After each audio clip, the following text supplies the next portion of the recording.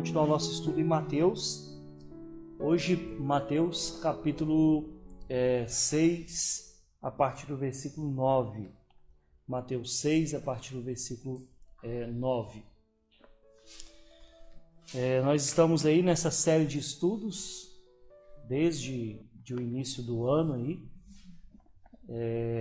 na tentativa aí de pegar todo esse livro de Mateus. Acredito que nós vamos, pelo andar da carruagem aqui, passar esse ano e entrar no próximo ano, e sabe-se Deus quando vamos terminar, Mas a gente não tem pressa, Até Jesus voltar, podemos estudar muito a palavra de Deus, Para quem está em casa, então, acompanhando, nós vamos abrir aqui as nossas Bíblias em Mateus capítulo 6, a partir do versículo 9. Mateus capítulo 6, a partir do versículo 9, que diz assim: Portanto, vós orareis assim: Pai nosso que estás nos céus, santificado seja o teu nome, venha o teu reino, faça-se a tua vontade, assim na terra como no céu.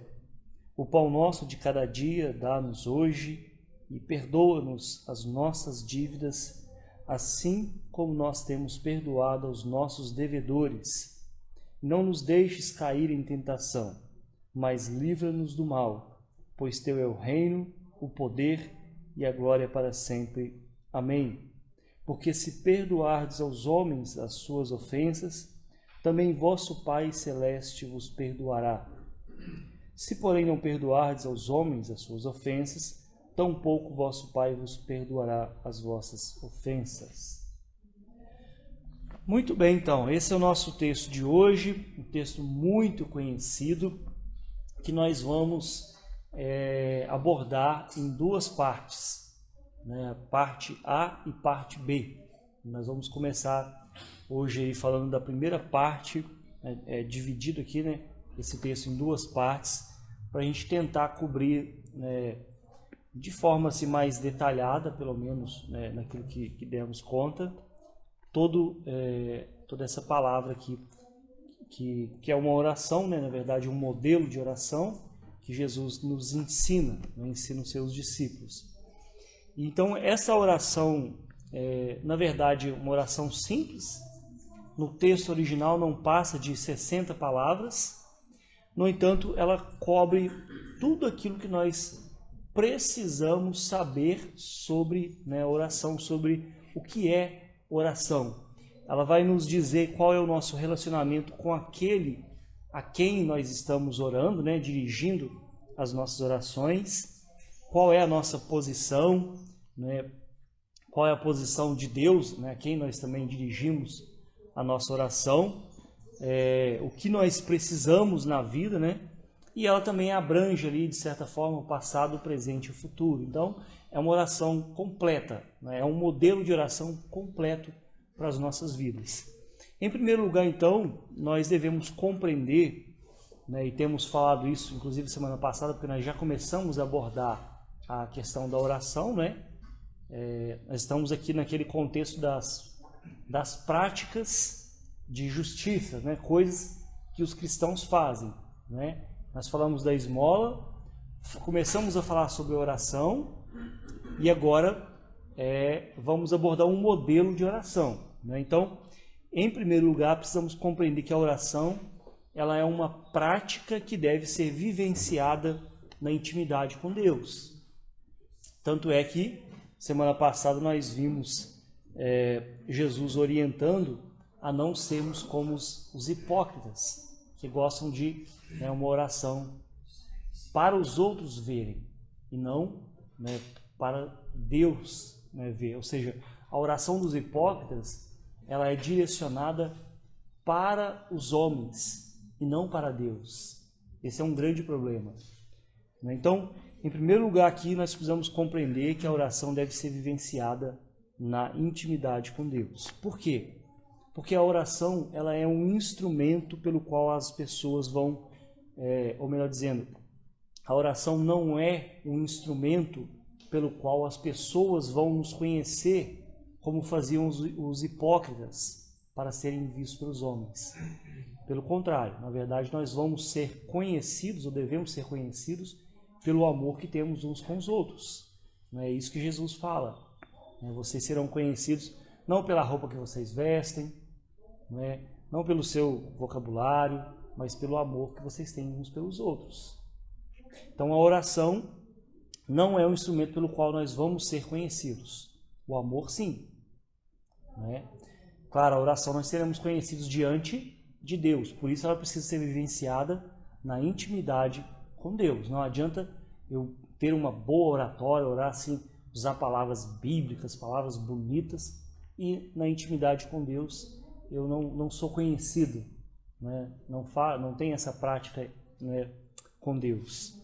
A oração também, ela não é uma repetição de sons sem conexões como faziam os gentios, os pagãos. Nós vimos semana passada que Jesus condena tanto os hipócritas que oram para serem vistos, como também condena os gentios, pagãos, que usam vãs repetições na tentativa de talvez impressionar Deus com as muitas palavras, como aqueles mantras comuns nas religiões orientais, por exemplo, onde se fala inúmeras vezes as mesmas palavras, falando, na tentativa de, o que nós falamos semana passada, contrário da perspectiva oriental, que vai esvaziar a mente com essa repetição, a oração na perspectiva cristã, ela vai encher a mente da presença de Deus.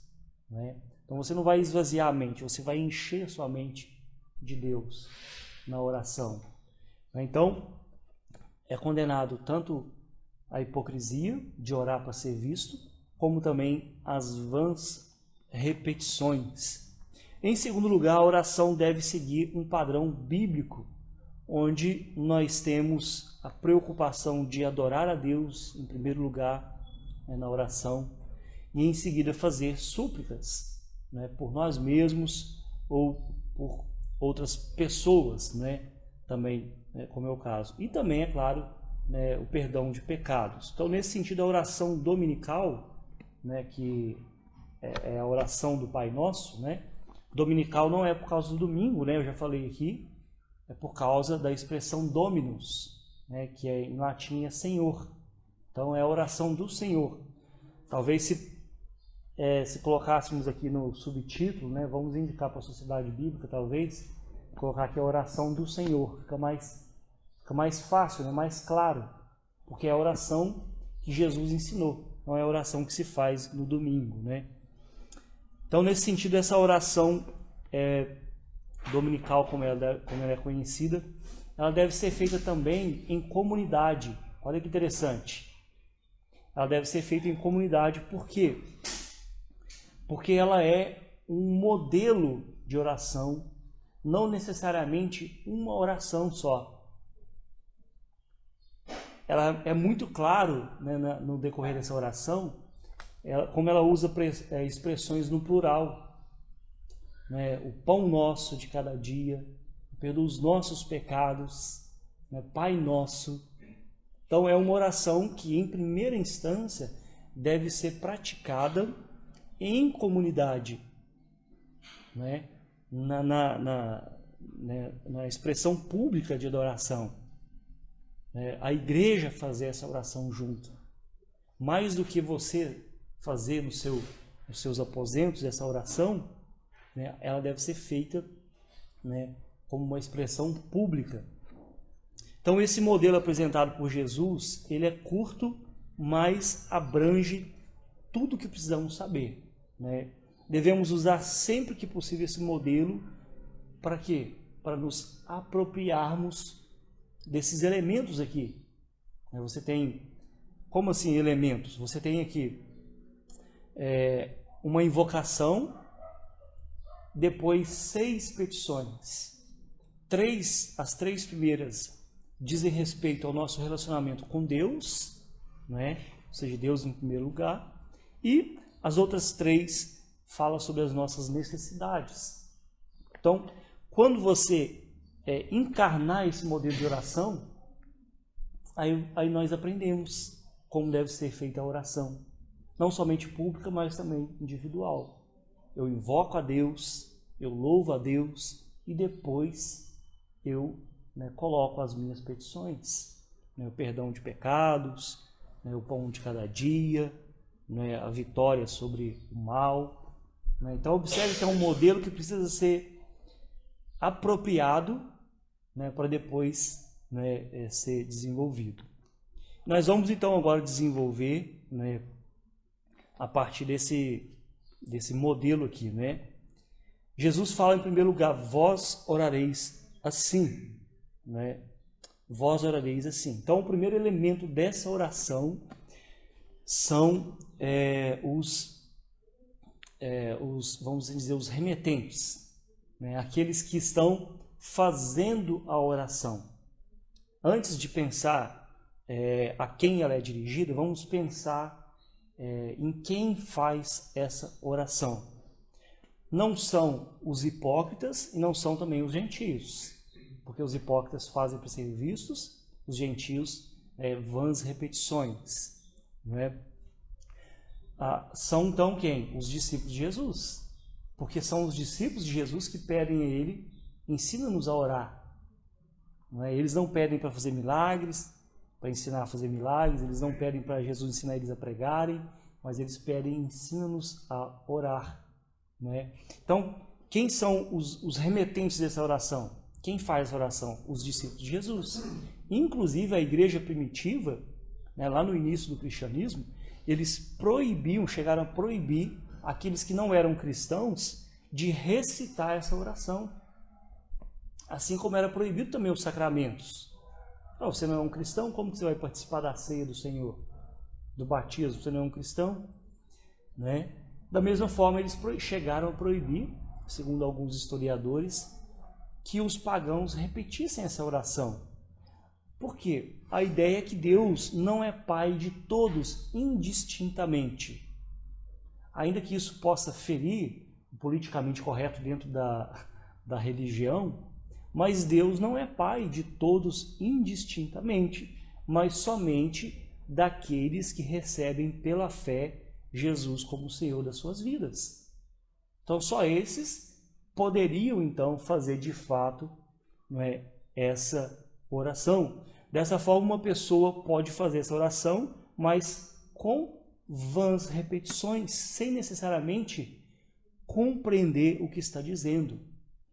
A pessoa que não é um discípulo de Jesus, ele pode até fazer, claro, a gente não vai proibir, como faziam lá no início. Não está sob o nosso poder proibir a pessoa de fazer essa oração. Mas na boca dessa pessoa que não conhece a Deus, que não é um discípulo de Jesus, vai ser o quê? Vãs repetições. Às vezes reza uns 5, 6, 7, 10 Pai Nossos aí. A pessoa vai proferir aqui como vãs repetições, até com palavras mágicas, achando que ao repetir essas palavras, ela vai ter o perdão de pecados, ela vai ser mais poderosa, espiritualmente falando. Nossa, consegui repetir 10 vezes em seguida. Por quê? Porque não conhece o Senhor. Então, os remetentes dessa oração, quem deve fazer essa oração, de fato, são os discípulos de Jesus. E observe que eles não fazem isso para serem discípulos, mas fazem porque já são discípulos. Você não ora para ser, você ora porque você é um discípulo de Jesus. Então, nós temos em primeiro lugar o vós aqui. Vós orareis assim. Vós quem? Os discípulos. E aí nós entramos na primeira, na invocação, que é o primeiro tópico aqui. Pai nosso que estás nos céus. Então, o segundo elemento é o endereço. É o destinatário dessa oração. Nós vimos os remetentes, agora o endereço, o destinatário, a quem estamos orando, ou seja, é uma invocação. Quando eu falo Pai Nosso que estás nos céus, eu estou invocando a Deus. Eu estou invocando aquele a quem eu vou dirigir as minhas súplicas, as minhas orações. Então, o caminho apropriado para o verdadeiro cristão se dirigir a Deus é como o nosso Pai. É isso que Jesus está falando. Vocês, discípulos, vão se dirigir a Deus em oração? Então, dirijam-se a Ele como sendo, né, o Pai. E isso nos fala do relacionamento daqueles que se dirigem a Deus. É um relacionamento íntimo, né, de filho para pai.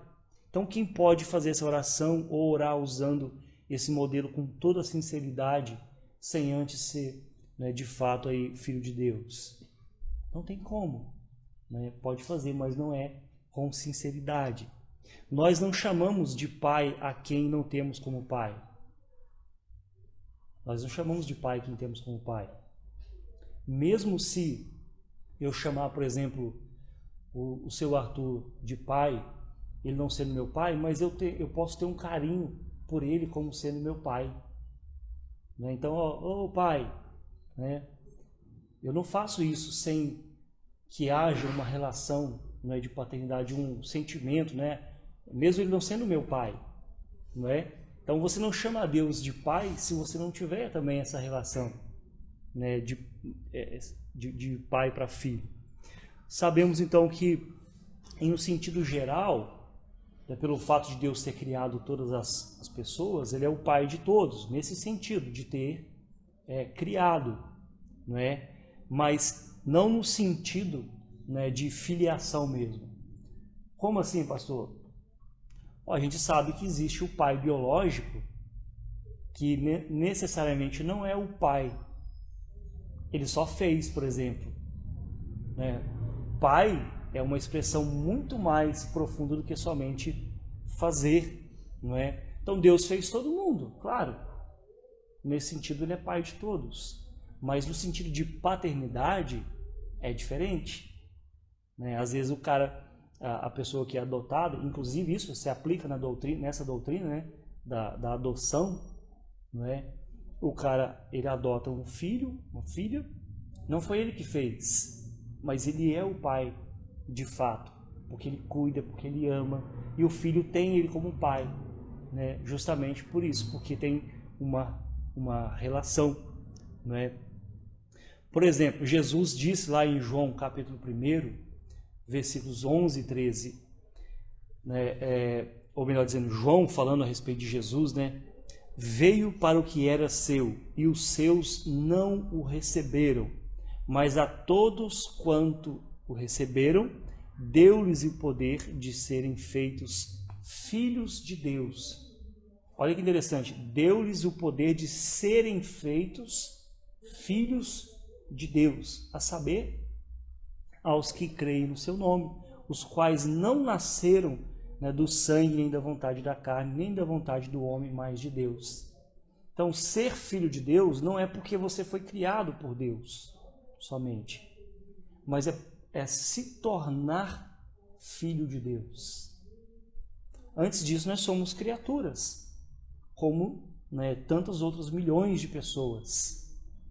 Mas ao receber Jesus como Senhor e Salvador, nós, né, recebemos o poder, né, Deus o poder de serem feitos filhos de Deus. Não porque se você nasceu da carne e do sangue, né, aquela expressão que eu gosto sempre de falar aqui, que Deus não tem netos. Né? Filho de crente não é crentinho. Precisa também ser um crente, né? Precisa também ser um filho de Deus. Paulo, na sua segunda carta aos Coríntios, capítulo 6, versículos 16 e 17, ele diz assim: por isso, retirai-vos do meio deles, separai-vos, diz o Senhor, não toqueis em coisas impuras, e eu vos receberei, serei o vosso pai, e vós sereis para mim meus filhos, né, e filhas, diz o Senhor Todo-Poderoso. Então, observe que essa relação de paternidade não é simplesmente porque nós fomos criados por Deus, né? Tem a ver com um relacionamento, tem a ver com um envolvimento. Então, a ideia de Deus como nosso Pai, ela deve ser compreendida como uma verdade preciosa para as nossas vidas. É visto não apenas no sentido de ser nascidos de novo, né? Mas é claro, tem essa conotação, mas também, né, nas referências de termos sido adotados, né, na família de Deus. Nós, ao nascermos de novo, nós somos adotados na família de Deus.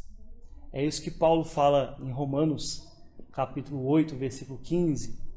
Porque não recebestes o espírito de escravidão, para viverdes outra vez atemorizados, mas recebestes o espírito de adoção, baseado, né, no qual clamamos Abba, Pai. Recebemos qual espírito? O espírito de adoção, né? Deus nos adota em Cristo. Nós passamos a ser filhos e filhas de Deus. Não éramos, mas passamos a ser quando recebemos, né? E não é aceitar Jesus. A gente sabe que existe essa ideia equivocada, né, de, você quer aceitar Jesus? Não é? Como se você tivesse poder para isso, como se Jesus fosse uma mercadoria barata que você pode, não quero hoje, não quero não, talvez amanhã eu aceite. Não é assim. É receber Jesus como algo que nós precisamos, não é? Como algo que nós necessitamos, nós recebemos, né? Você não aceita, não é? Paulo também fala sobre isso em Gálatas capítulo 4, versículos 6 e 7, ele diz, olha, e porque vós sois filhos, enviou Deus ao nosso coração o Espírito de seu Filho, que clama Abba, Pai, de sorte que já não és escravo, porém filho, e sendo filho, também, né, herdeiros por Deus. Ao nos tornarmos, né, filhos de Deus, naturalmente nós passamos a ser, assim como Cristo, herdeiros das promessas de Deus. Então observe que nós estamos aqui nesse contexto, né, do destinatário, né, a quem dirigimos a nossa oração. É o nosso Pai, é o Pai nosso, né, que estás no céu. Não é uma divindade, ontem nós falamos aqui, né, sobre Deus na classe de catecúmenos. Deus não é uma força impessoal, como a energia, né, como a gravidade. Não é assim, né? A lei da gravidade não adianta você clamar por ela, né? Ela não vai te escutar. Né? A energia elétrica não adianta você clamar por ela. Não caia a energia elétrica, não caia, né? Eu preciso tanto da sua força, não adianta. Né? Deus é um ser, uma pessoa, né? E no nosso contexto aqui é o nosso Pai. Né? Existe essa relação de proximidade, de envolvimento, né? E a gente devia, por exemplo, pensar, né, nas vezes que falhamos, por exemplo, como exemplo, né, no nosso pai terreno, nossos pais terrenos, né? Quando deixamos de falar com eles, né? Quando deixamos de nos envolver com eles, né? A semelhança do nosso Pai Celestial. Né? Nós não podemos também deixar de falar, se envolver, né, de se aproximar. Né? O apóstolo João ainda, né, nesse sentido aqui ainda, na sua primeira carta, ele diz assim, 1 João, capítulo 1, capítulo 3, versículos 1 e 2. Vede que grande amor nos tem concedido o Pai, a ponto de sermos chamados filhos de Deus.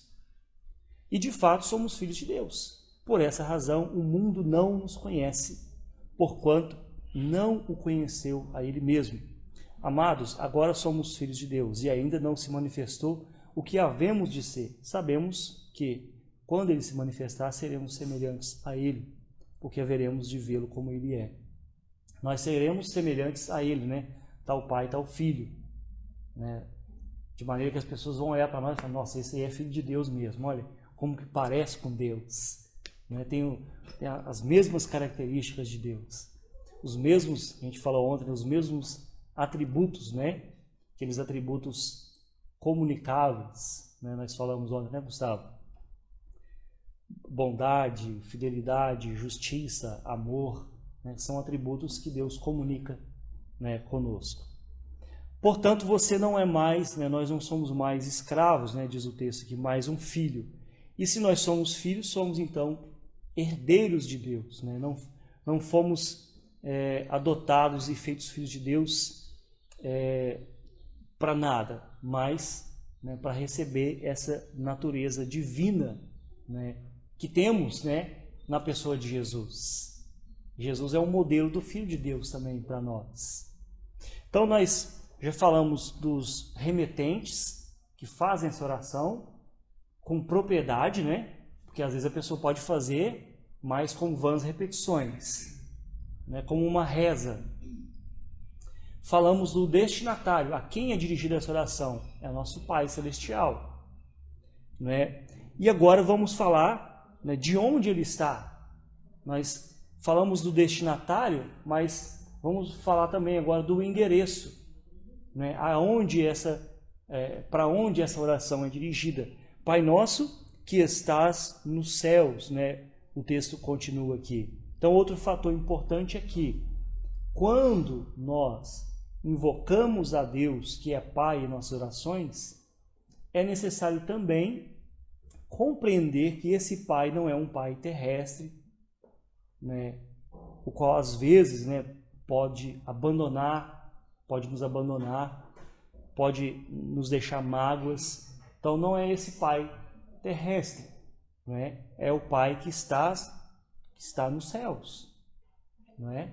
Quando nós dirigimos, né, nessa oração a Deus como Pai, é ao Pai Celeste, não é o pai, aos nossos pais, né, terrestres, né, no caso. Então, quando, né, em nossas mentes e corações estivermos motivados, né, a buscá-lo, devemos compreender que este é o mesmo Deus e Pai de nosso Senhor Jesus. Observe que quando Jesus ora a Deus, ele sempre usa essa expressão Pai. Né? Pai, é chegada a minha hora. Pai, glorifica o teu nome. Né? Pai, esses são os discípulos que me destes. Né? Então é o Pai de misericórdia que Jesus revela para nós. Né? Um Pai que nos amou de tal maneira que se entregou por nós.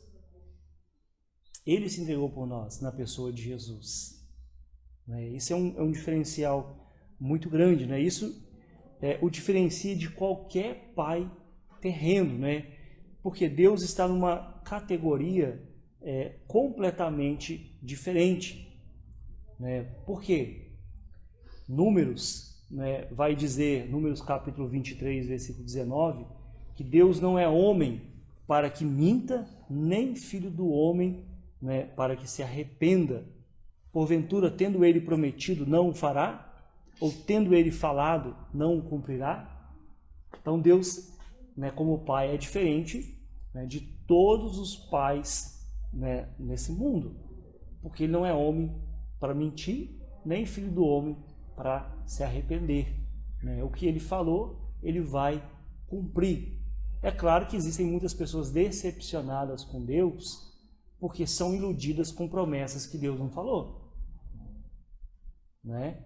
Ah, Deus vai te abençoar, você vai ser muito próspero, muito rico. Onde está isso? Não tem isso. Às vezes está assinado embaixo, Satanás. Né? Deus vai te dar os reinos dessa terra. Né? Quem falou isso foi Satanás, né? Não foi Deus. E isso leva as pessoas o quê?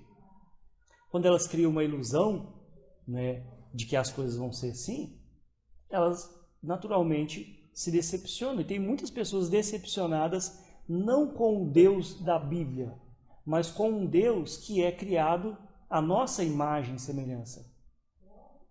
Não com o Deus que nós fomos criados à sua imagem e semelhança. Né? A Bíblia é muito clara, muito enfática em dizer que Deus não é homem para se arrepender, nem filho do homem, né, para... eu falei errado, né? Deus não é homem para que minta, nem filho do homem para que se arrependa. Qual é a referência, pastor? Números 23, 19. Ou alguém que induziu a ela a pensar desta forma, né, pastor? Ai, daquele, né? Sim. É vendido uma propaganda, Sim, de um Deus que é um garçom para te servir. Né? E aí não acontece, você fica na mesa ali esperando, o garçom não vem. né? Você fica com fome, com sede e vai se decepcionar, não é? Mas o Deus da Bíblia não é esse Deus, né? Criado à nossa imagem e semelhança, né? Criado conforme os nossos desejos, né? Deus é nosso Pai que está nos céus, né? Ou seja, eu tenho uma base para a esperança, porque Deus não é como o homem, né? Deus cumpre as suas promessas, o seu amor é um amor eterno, não é? Não poupou o seu próprio filho, não é? Então ele não vai cessar, não vai diminuir de nos amar, porque não depende, né, das minhas ações, né? Ele nos amou quando ainda éramos pecadores. Eu gosto muito dessa expressão do apóstolo Paulo, né? Que Deus nos amou quando ainda éramos pecadores. Ué, mas hoje nós não somos? Na verdade, isso aqui é assunto para outro, né? Mas na verdade nós não somos pecadores, nós pecamos. Hoje nós somos santos, né? Santos que têm a possibilidade de pecar. Mas nós não somos pecadores em essência, porque a nossa essência foi transformada. A palavra santo significa o quê? Separados. Deus nos separou do mundo, né? Ele nos separou. Ou seja, nós somos santos hoje. Santos que, ainda nessa vida, têm a possibilidade de pecar. Pode pecar, não é? Você pode escorregar na casca de banana, igual eu falei ontem com o pessoal aqui, né? Mas você levanta, segura na mão de Deus, por isso é melhor andar dois do que um, né? Mas isso aí a gente fala numa outra ocasião, porque isso requer um pouco mais, né, de tempo para explicar isso. Então, nessa invocação introdutória, nós temos aqui dois conceitos. Qual a invocação? Pai nosso que estás no céu.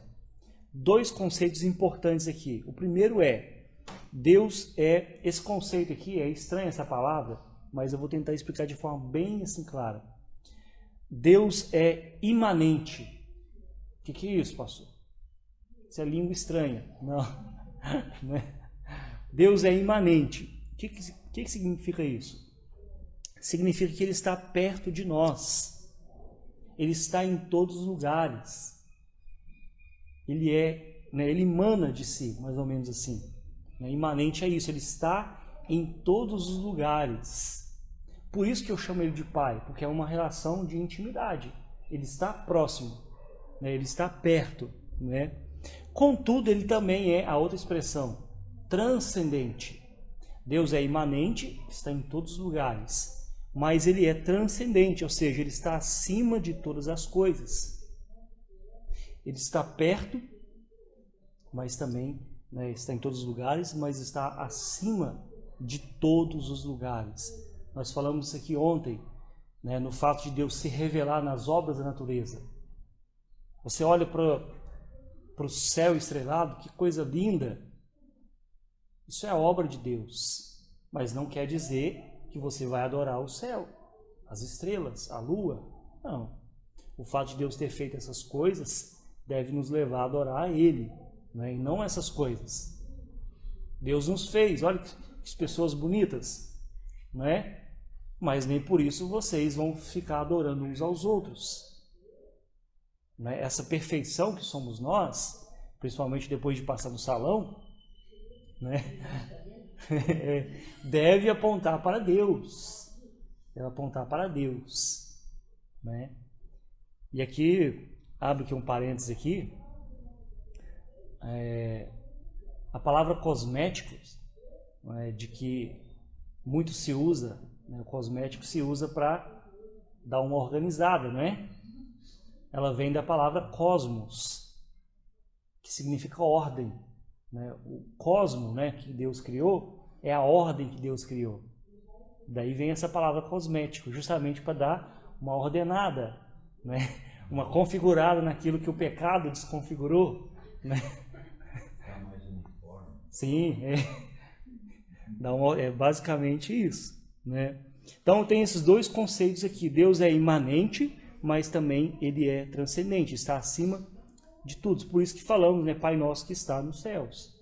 Nos remetendo também, é claro, à nossa pátria celestial. Então nós dirigimos uma carta, né, uma oração, para um destinatário, para um endereço, o qual nós também iremos, né, porque a nossa pátria está nos céus, né? Pedro fala isso, né? 1 Pedro 2,11. Amados, exorto-vos como peregrinos e forasteiros que sois. Nós somos peregrinos, não é? A nossa pátria está nos céus. E aí, então, nós falamos agora, até agora, dos remetentes, que somos nós oramos, nós fazemos essa oração.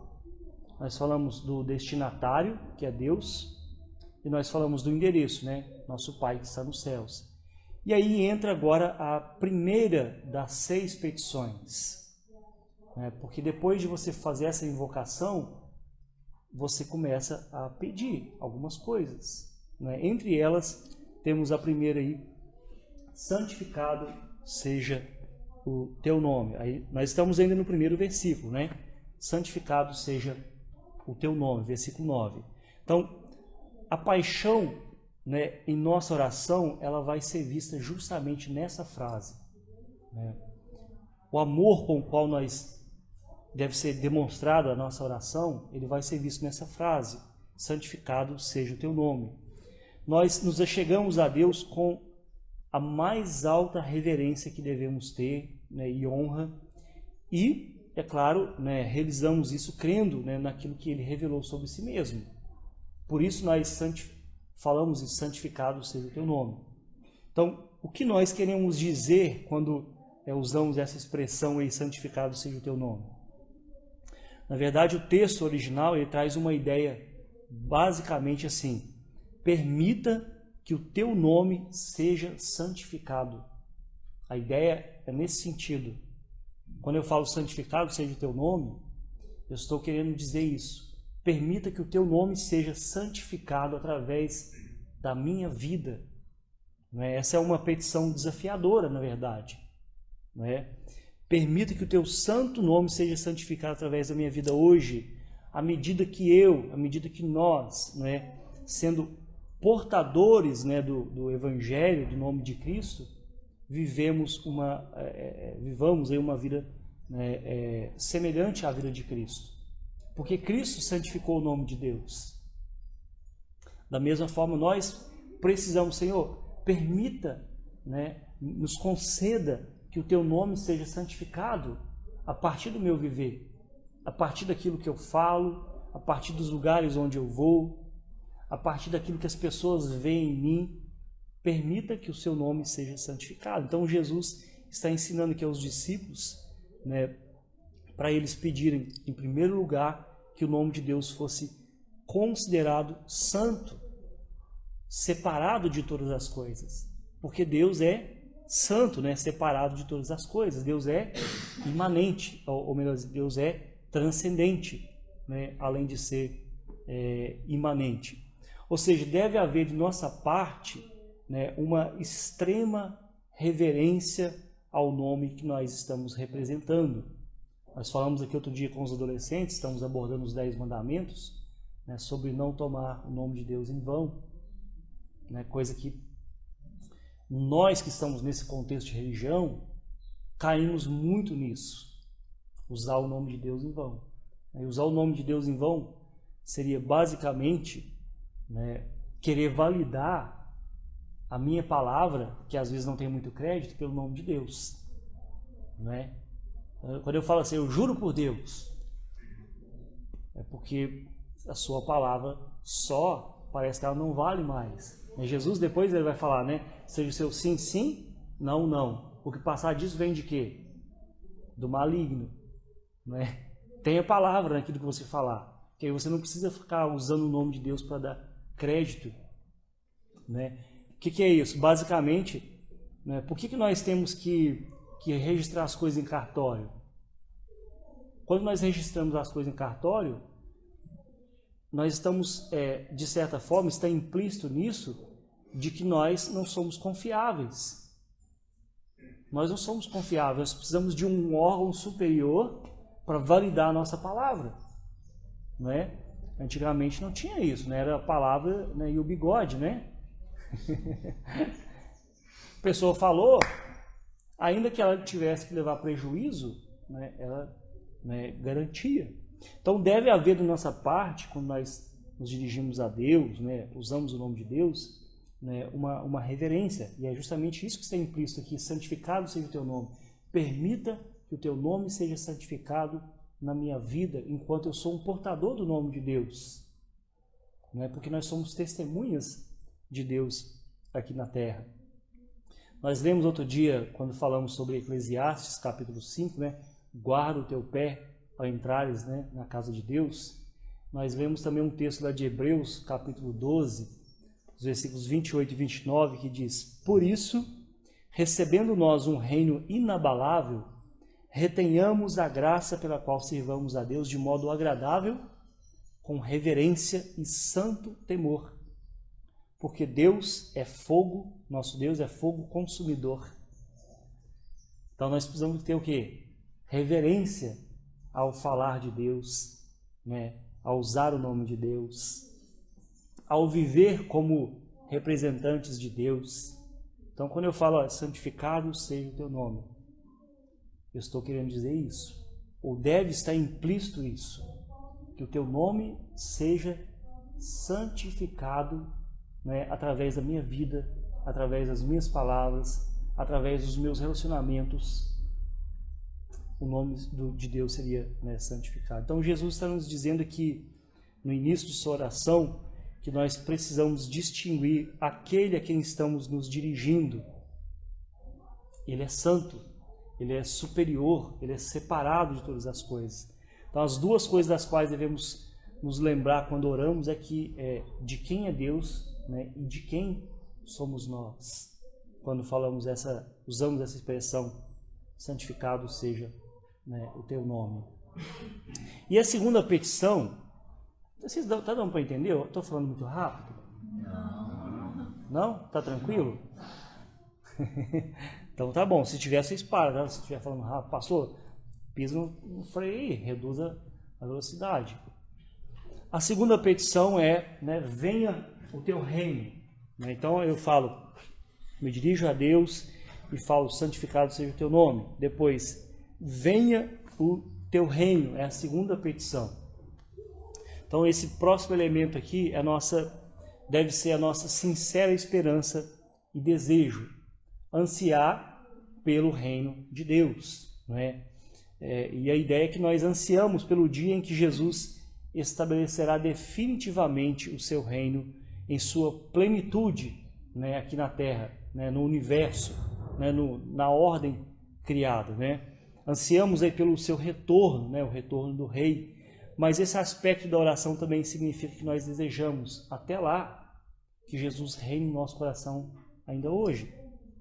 Né? Venha o teu reino. Eu já falei sobre isso no início do ano, não me lembro qual aula específica, essa ideia de que o reino ele já veio, mas ainda não na sua plenitude.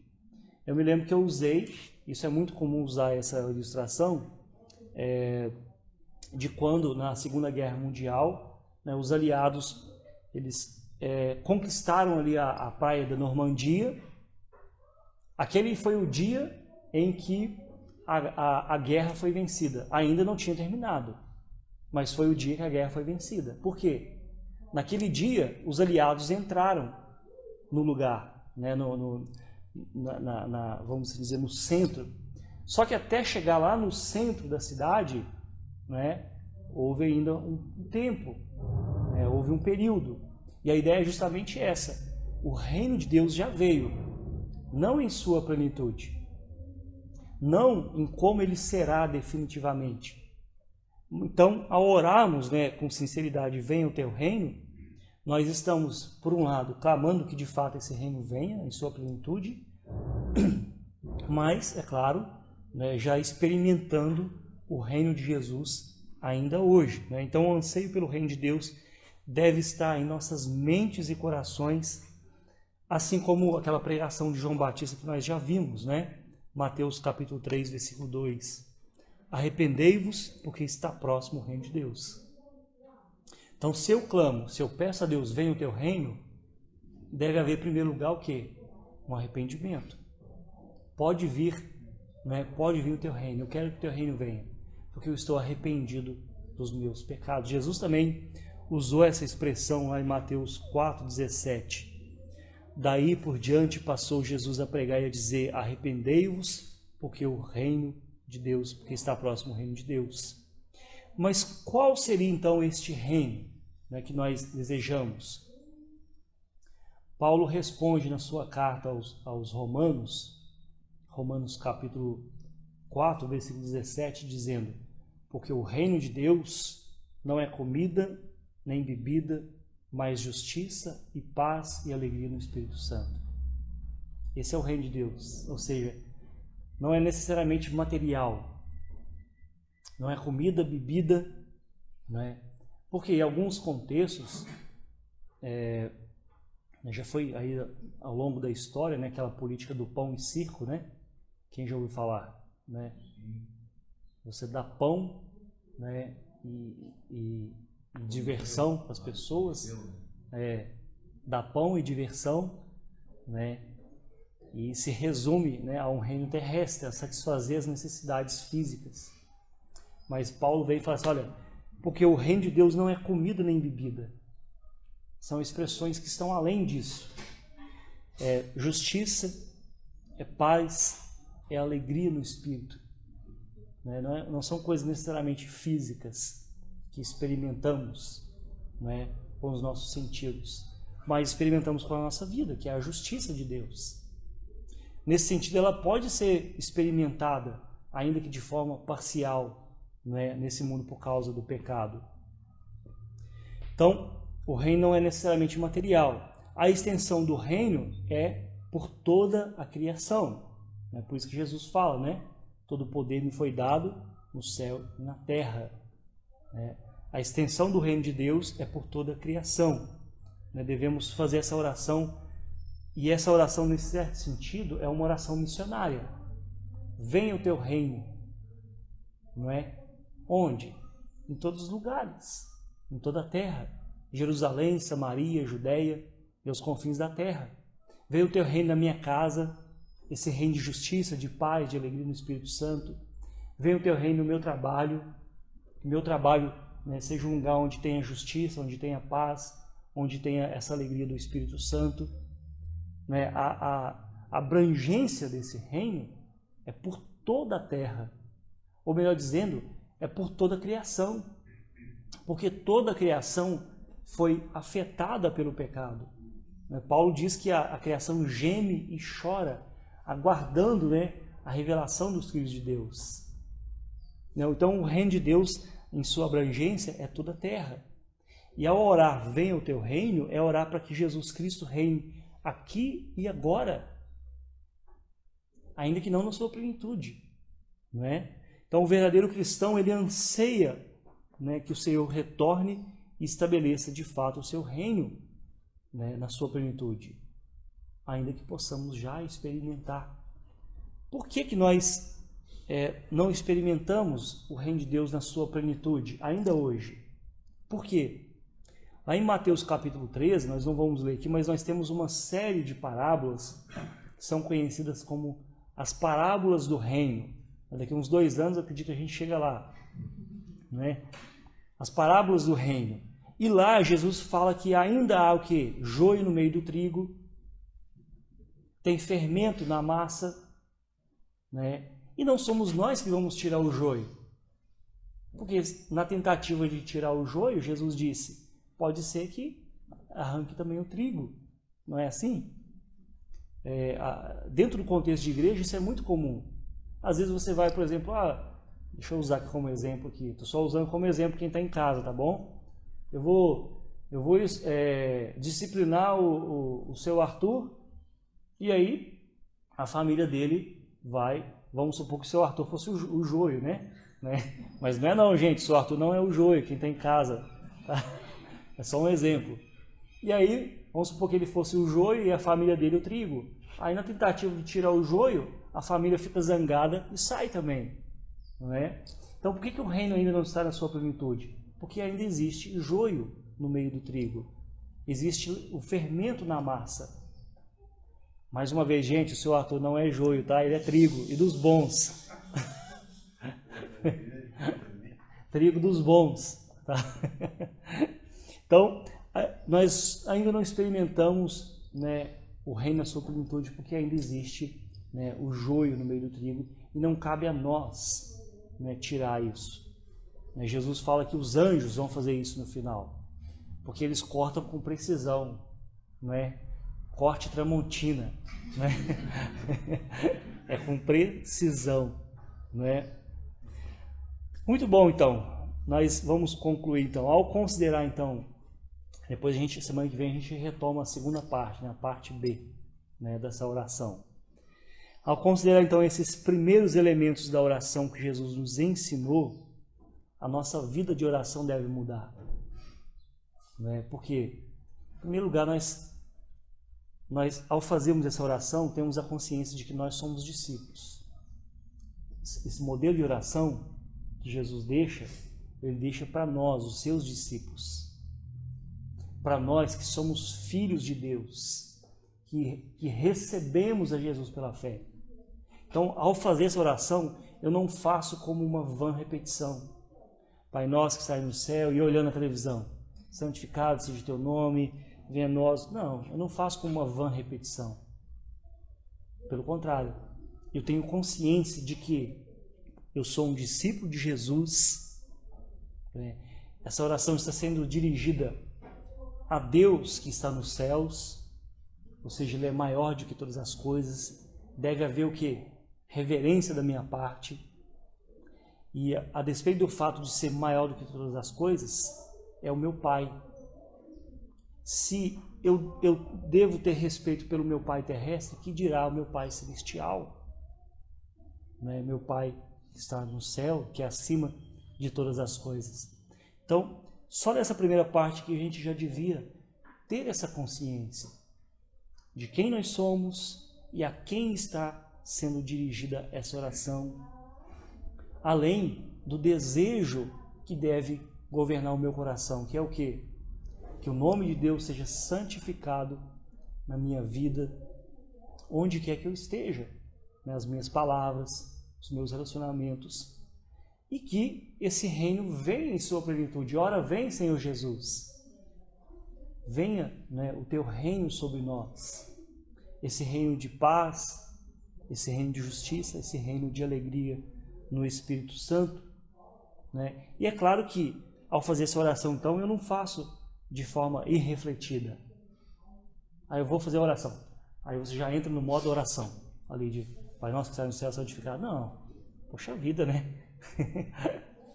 A gente faz tantas coisas no modo automático, mas a oração não pode ser. Porque eu estou falando com meu Pai celestial, né? Não é ruim quando a gente está conversando com a pessoa e a pessoa está... Pode falar, eu estou escutando. Não é ruim, né? Imagina a gente estiver falando com Deus, né, dessa forma. Senhor, eu vou falando aqui, o Senhor vai escutando aí, tá? Eu vou falando enquanto eu faço as minhas coisas aqui. Pai, não, deve ter o quê? Esse momento de reverência, né? Esse espírito de oração, né? Poxa vida, eu vou falar com meu Pai celestial. E eu sou um discípulo de Jesus. Né? Eu sou filho de Deus. Né? E eu vou pedir para que o seu nome seja santificado através da minha vida. Eu vou pedir que o seu reino, né, venha. Né? Enquanto ele não vem na sua plenitude, né, eu posso experimentar ele parcialmente. Né? Porque ele não quer dizer que é um reino material. Né? É paz, justiça e alegria no Espírito Santo.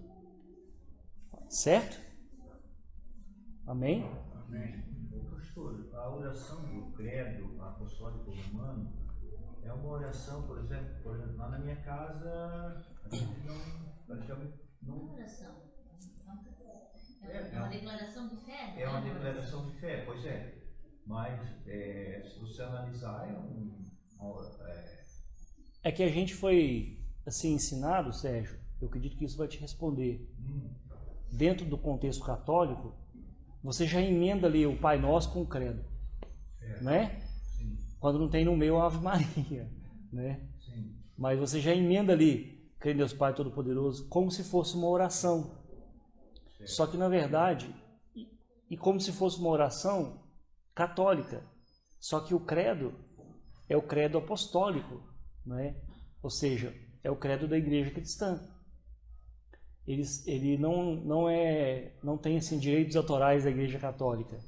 Então nós que cremos em Deus, podemos recitar o credo como uma forma de confissão. Eu te pergunto, Sérgio, o que você crê? Eu creio em Deus Pai Todo-Poderoso, que é o Criador do céu e da terra.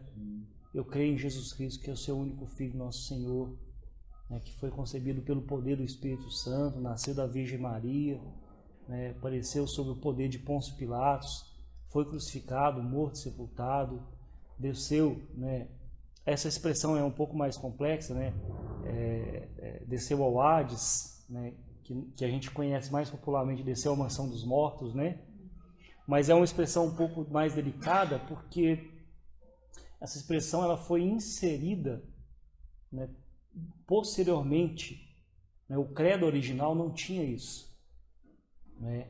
A ideia é que, porque Jesus não foi na mansão dos mortos. Às vezes as pessoas pensam, Jesus foi no inferno. Não, Jesus não foi no inferno. O inferno, a Bíblia fala que foi feito para o diabo e os seus anjos. Não é o lugar para Jesus ter ido lá. O inferno é um lugar de pecadores. Jesus não tinha pecado, né? Quando fala, sim. Pastor, me ajuda, porque o credo mesmo hoje que nós temos conhecimento, ele foi 1700 e alguma coisa, né? Naquele... O credo? Ou não? Não. O credo é bem no início da igreja. Tá, mas o credo que nós temos conhecimento hoje. Ah, tá, não. Aí o que acontece? Alguém tem um inário aí? Não. Não tem mais o credo. Não tem no final? No final tem o credo. É que depois da reforma, né, tentou-se tirar aquilo que não condizia com a nossa fé, né?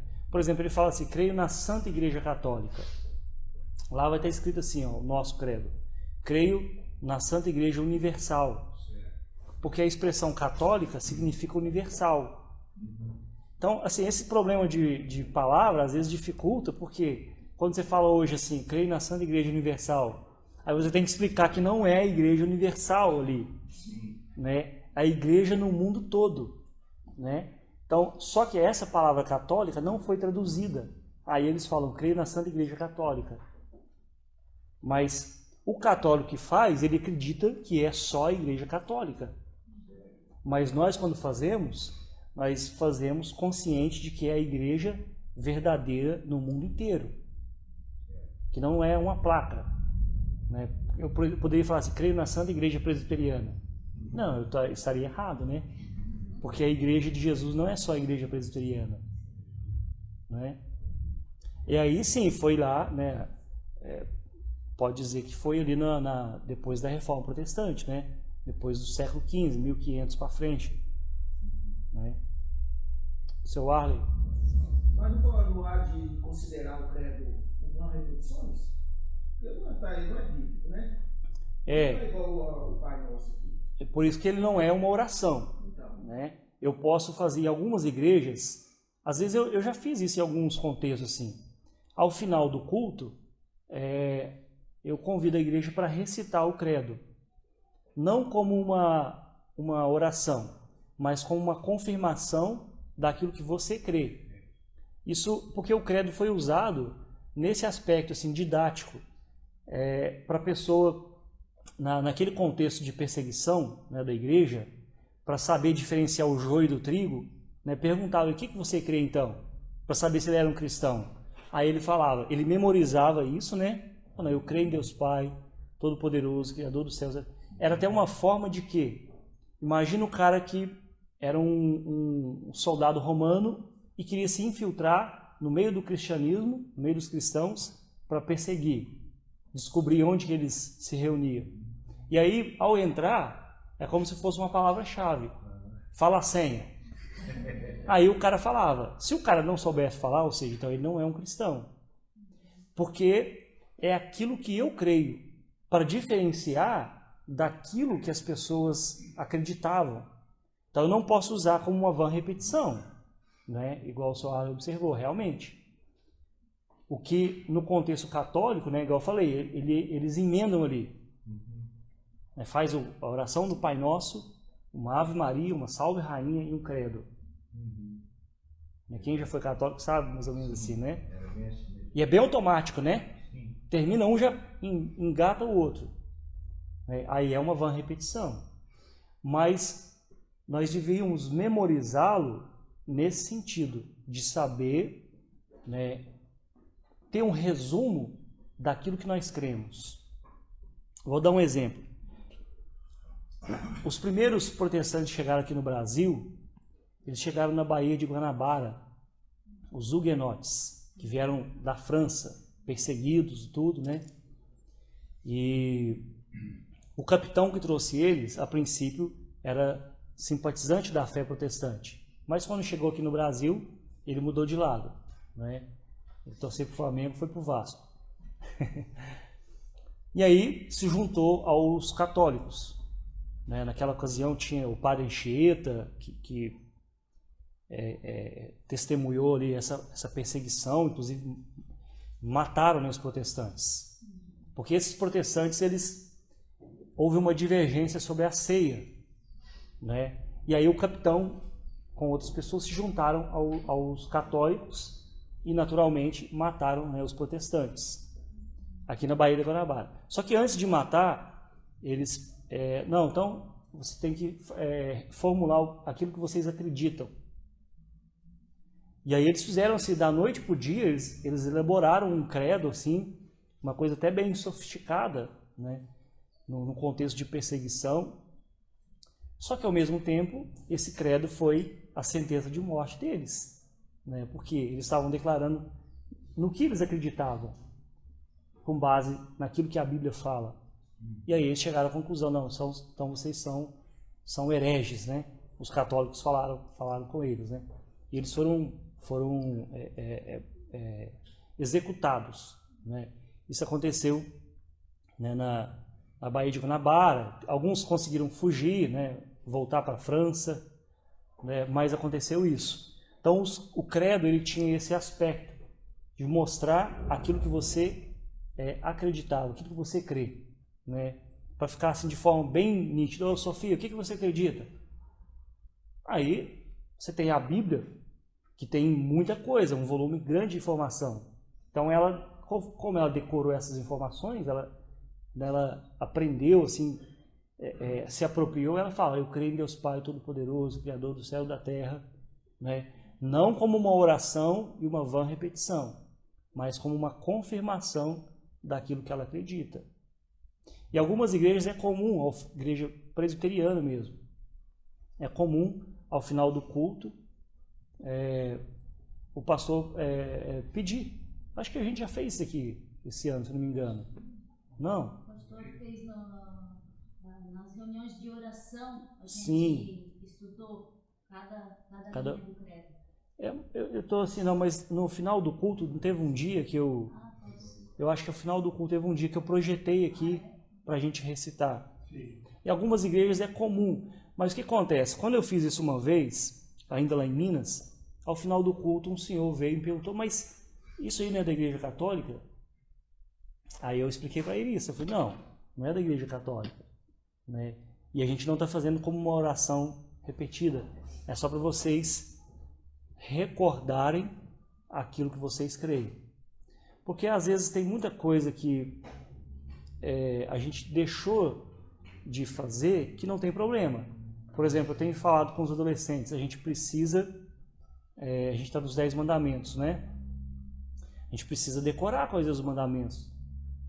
Decorar para aprender quais são, não é? Porque às vezes a gente deixa essa forma de ensino. Mas tem coisas que a gente precisa decorar. Não quer dizer que você vai fazer isso com uma palavra mágica. Eu sei os 10 mandamentos de cor, então eu mereço nota 10 diante de Deus. Não.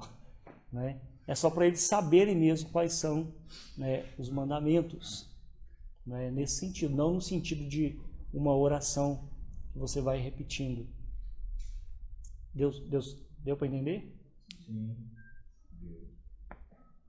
Então vamos orar? Eu queria, no final, tem os inários, esse inário pequenininho assim, ele costuma ter no final o credo, né? Justamente para a gente saber. Depois, se vocês tiverem em casa esse ináriozinho, dá uma olhada no final. No final dele costuma ter.